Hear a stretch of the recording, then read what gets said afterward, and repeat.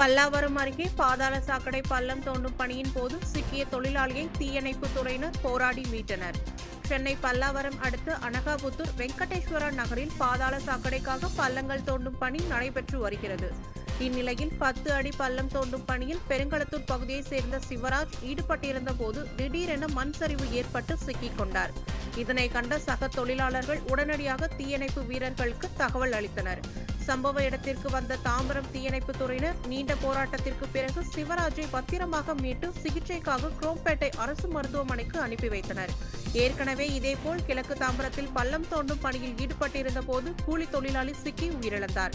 ஒப்பந்ததாரர்கள் போதிய பாதுகாப்பு வசதிகள் செய்து கொடுக்காததால் இதுபோன்ற சம்பவங்கள் நடைபெறுவதாக சமூக ஆர்வலர்கள் குற்றம் சாட்டியுள்ளனர்.